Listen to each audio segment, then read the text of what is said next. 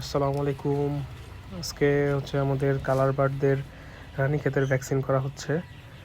রানীক্ষেতের ভ্যাকসিনটা মূলত আমরা দুধের সাথে এই ভ্যাকসিনের যে ছোট ছোট বড়িগুলো আছে এগুলোকে মিশাই, দুধের সাথে মিশায়, দুধটা পানির সাথে মিশায় তারপর হচ্ছে আপনার এই যে পটের নিচে অল্প অল্প করে মানে ভ্যাকসিনটা দিয়ে সবগুলো মুরগিকে আর কি মানে একটু খাওয়াই। তারপর হচ্ছে যে আমরা আসলে এই ভ্যাকসিনটা দেওয়ার 2-3 ঘন্টা আগে থেকে আমরা হচ্ছে যে মুরগির পানির পট উঠায় ফেলি, যেন একটু পানি পিপাসায় থাকে। তারপর যেন ভ্যাকসিন দেওয়ার সাথে সাথে এই যে দেখতে পারতেছেন যে ভ্যাকসিন দেওয়ার সাথে সাথেই ওরা পটের উপর মানে হুমড়ি খেয়ে পড়ছে পটে পানি খাওয়ার জন্য। তো এই জন্য আমরা পটগুলো তুলে রাখি, পানির পটগুলো 2-3 ঘন্টা আগে তুলে রাখি ভ্যাকসিন দেওয়ার। এটা হচ্ছে রানীক্ষেত যে রোগ আছে এই রোগটা প্রতিরোধ করার জন্য ভ্যাকসিন।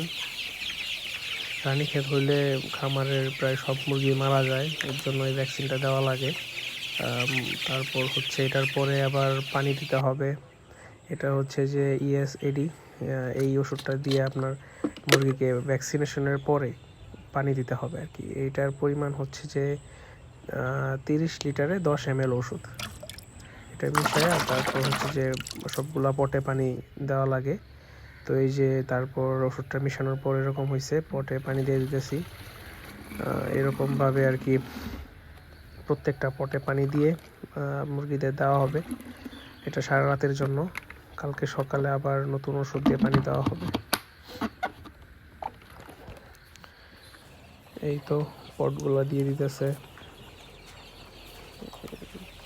পানির পটগুলা বাচ্চাদের দিয়ে দেওয়া হচ্ছে। এইভাবেই আর কি মানে মুরগি পালন করা লাগে, ভ্যাকসিনেশন ছাড়া মুরগি পালন হয় না। এগুলো হচ্ছে কালার বার্ড। এই ঘরে আছে 1400 পিস কালার বার্ড, আর ওই পাশের ঘরে আছে আরও 1500 পিস কালার বার্ড। আসলে পরিশ্রম করলে সব কিছু থেকেই ভালো কিছু হওয়া সম্ভব।